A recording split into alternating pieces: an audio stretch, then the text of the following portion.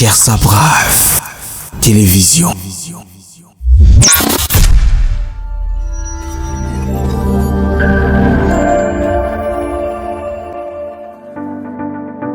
troisième mouvement arrive, répands-toi.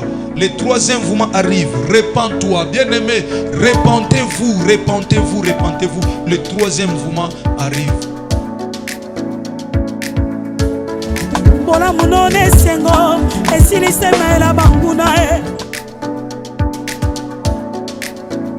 Le pasteur Herbie Bissiamou de l'église CFC. Bonjour pasteur. Bonjour frère.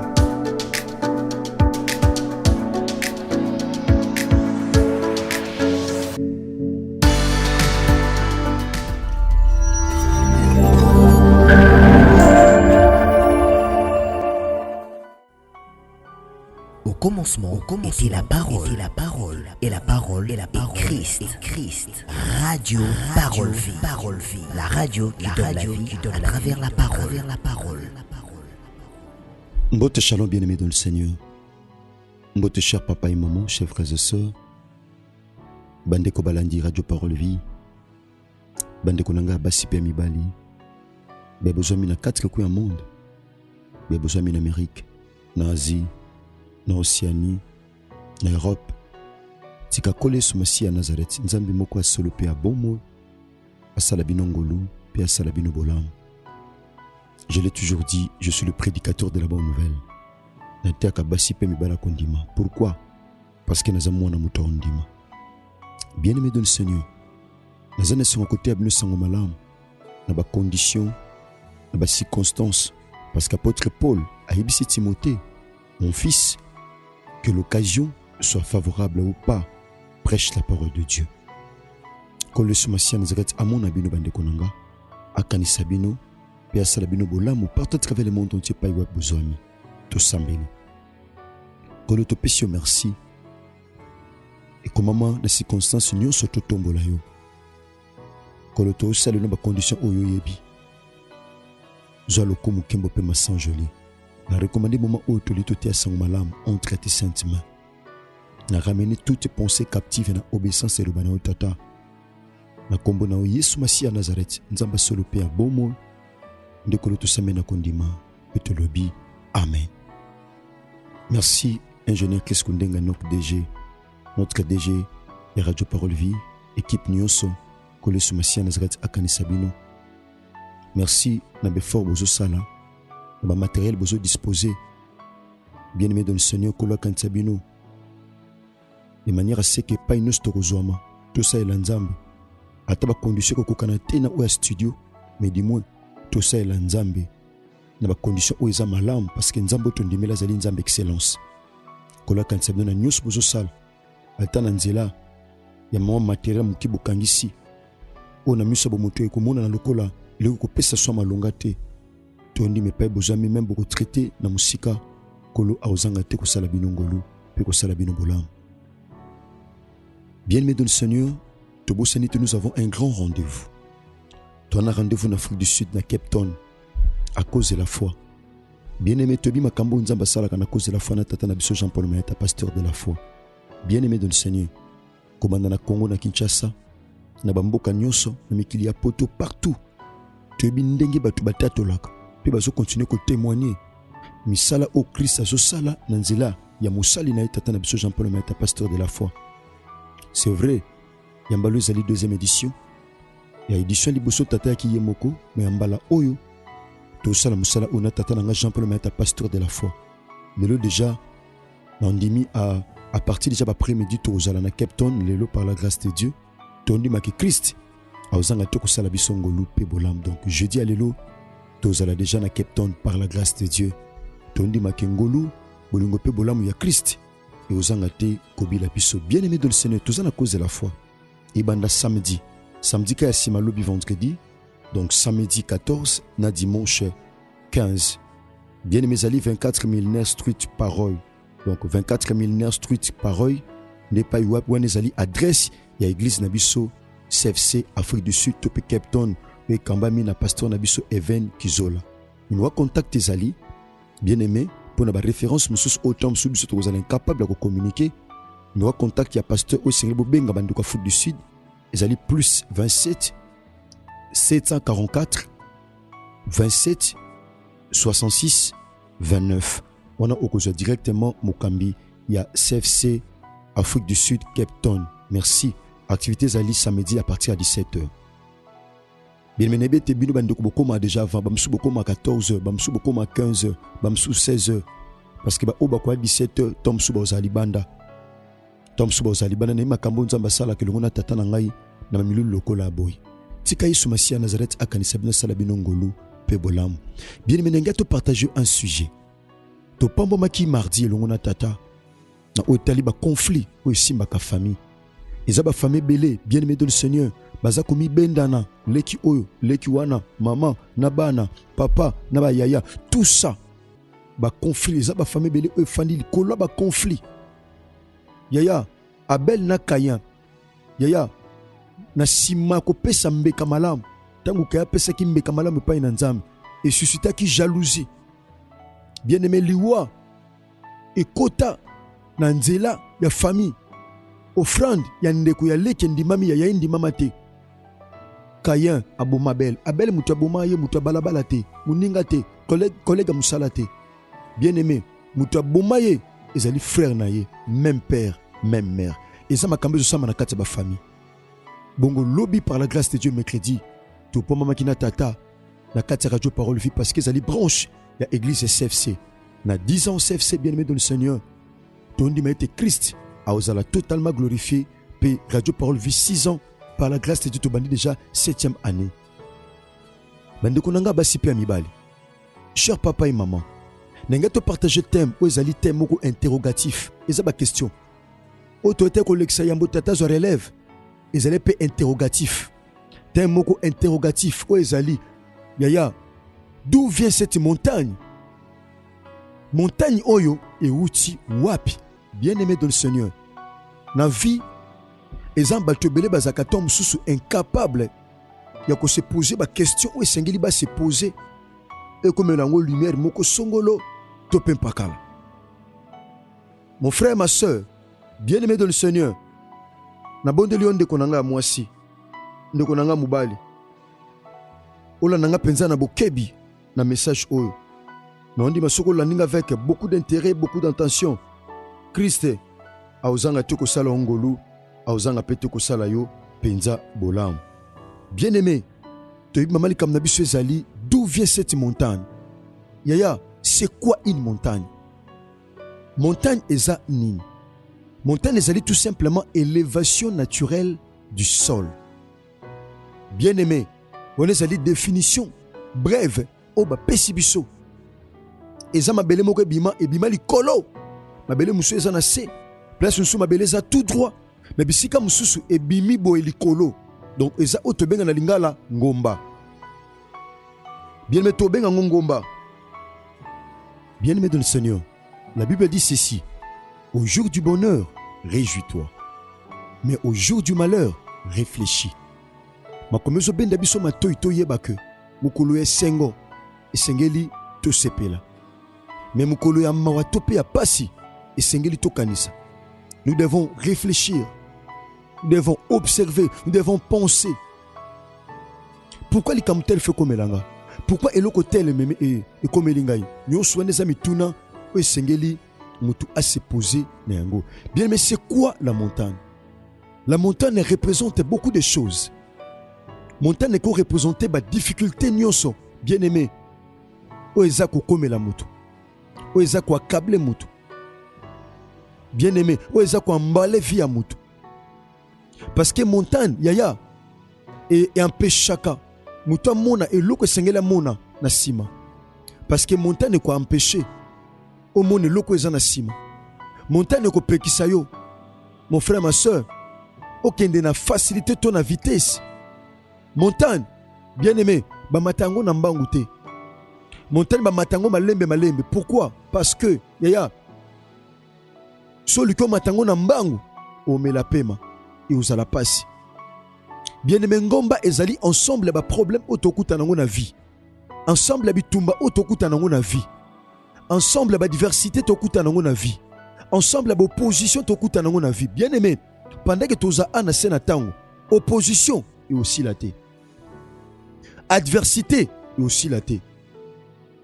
Pasi et aussi la té.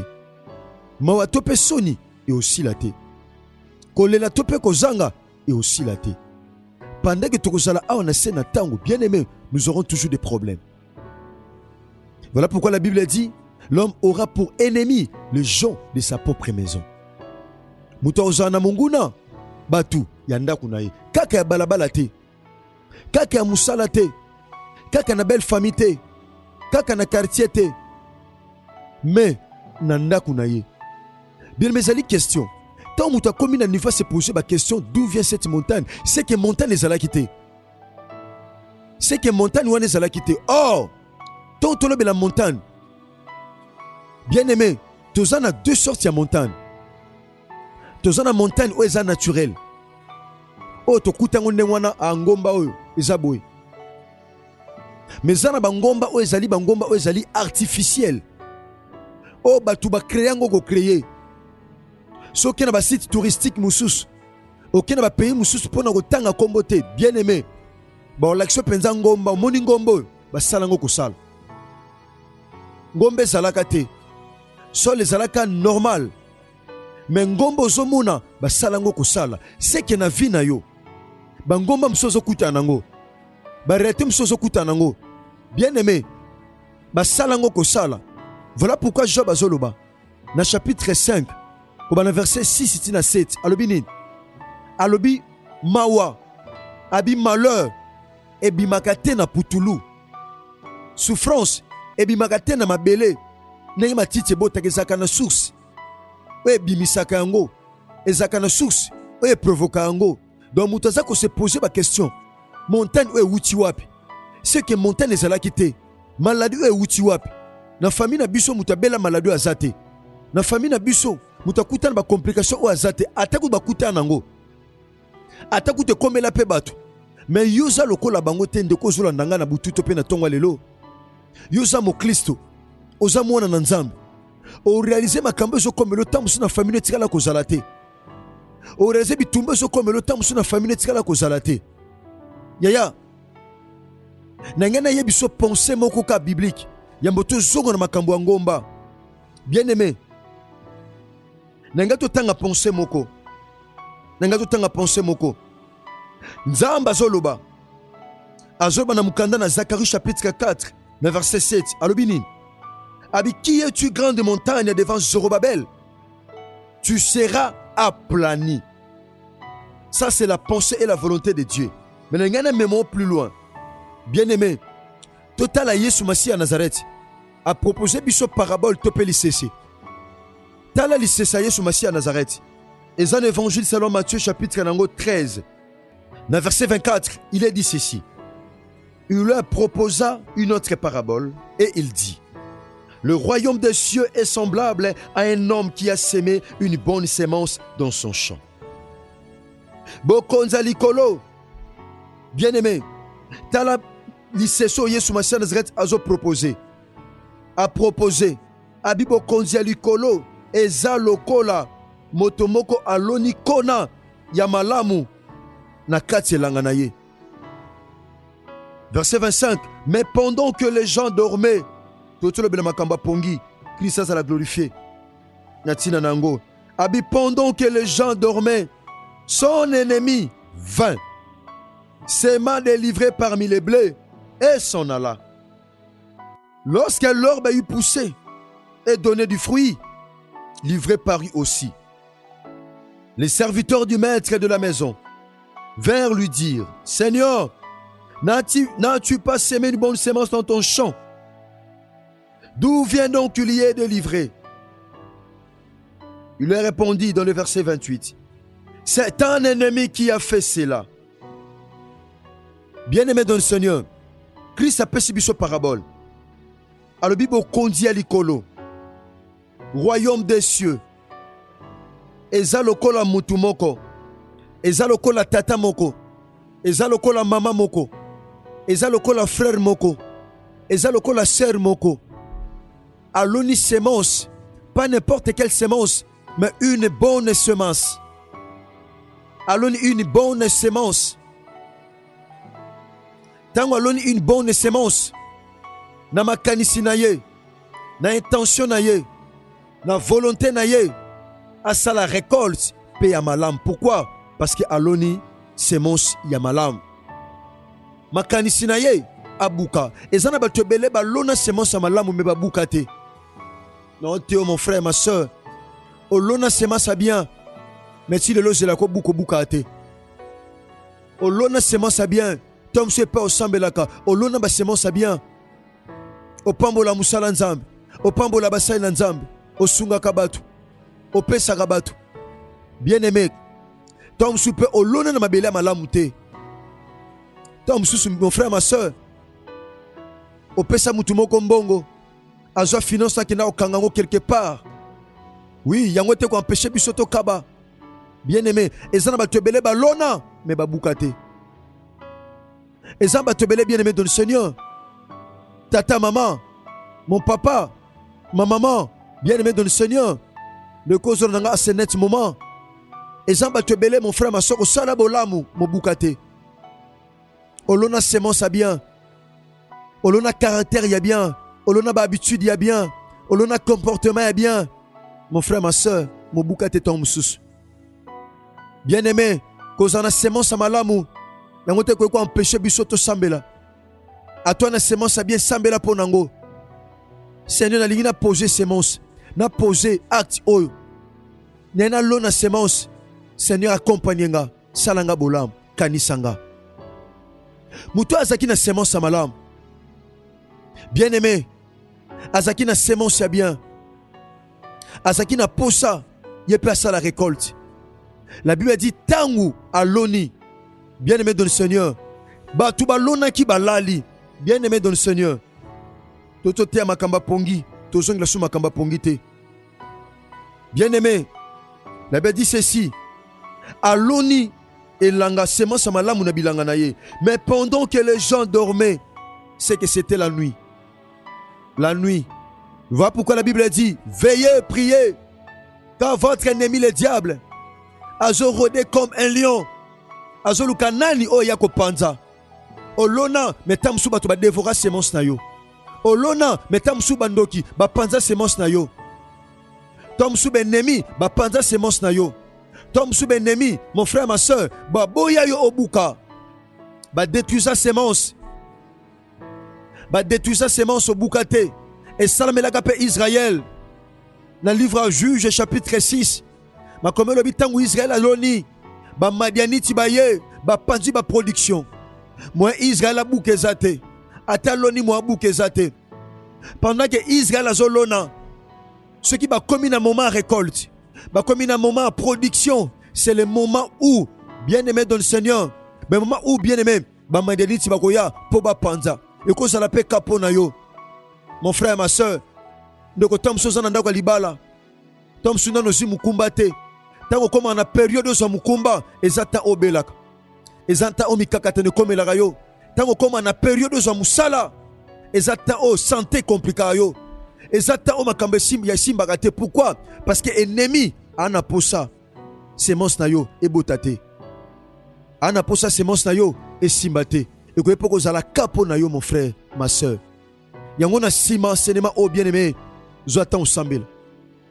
Pesangata quelques minutes bien-aimé dans le Seigneur. Na sungona no sambo. Pesangata quelques minutes mon frère, ma soeur. Nebete toko zoatan ebela ko sambela samedi solution. Moko la samedi na jeune, pe lundi na internaf, na basana nzambe bana Congo. Bien-aimé, to sana bango musala o. Nangake pa ozali bien-aimé dans le Seigneur. Otombola Yesu Masia Nazareti na vie na yo. Otombola Christ na santé na yo. Oyebi se tata tombwama. Oloba Seigneur, ce qui n'a lona semence à malam. Tata, et qui n'a la pongi. Marano likolo nanga. Bien aimé, ndeko lona semence à malam. Oyebi sanzambe Seigneur. Salanga ngolu. Nabuka semence nanga malam o na lona. Ennemi nyonso ko ya pas détruire semence nanga yi. Azo espace te. Ennemi nyonso luka tellement. Pour détruire semence nanga tata. Pour nabuka te. Nenge ba madianiti ba tellement ki pour na ko détruire semence à Israël. Tata. Bas espace te. Au sambela ndengwana mon frère, au sambela ndengwana ma soeur. ozwa tant kosambela na ntina nango parce que ça sujet auto kosambela nango bokola samedi solution elongo na basena nzambe pe lundi na intercession internationale des familles. Merci ndeko nanga mwasi pe mobali, mon frère ma sœur, tika Yesu Masiya à Nazareth. Nzambe moko asolo pe abomoy auto ndimela asala biso ngolu pe asala biso bolamu soki Christ amizongeli te bien-aimé tokuta na bongo lopi. Tokuta na lobi na programme o bandeko bo pesa biso so bandeko Kinshasa topé biso par la grâce de Dieu. Toyeba ndenge tokosala longo na ba équipe technique na ingénieur Chris Kundenga Enoch DG. Numéro contact nazo pesa oyo bien mes numéro contact oyo sengeli tobenga. Les numéro sengeli tobenga po bokota na groupe ozo amateur. Numéro oyo sengeli bobenga yango na pesa. Ezali plus 243 89 75 70 917. Ezali plus 243 89 75 70 917. Merci bandeko nanga basi pe mibali tika kole Masiya Nazareth. Nzambe moko asolo pe abomoy asala bino ngolu pe asala bino bola. Merci, que Jésus-Christ de Nazareth vous bénisse. Au commencement était la parole, et la parole est Christ. Radio Parole Vie. La radio qui donne la vie à travers la parole.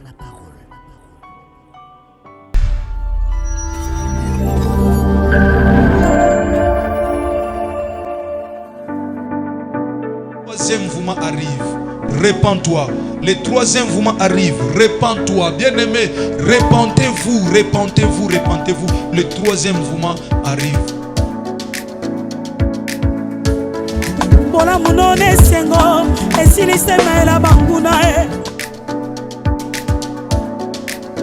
Le pasteur Herbie Bissiamou de l'église CFC.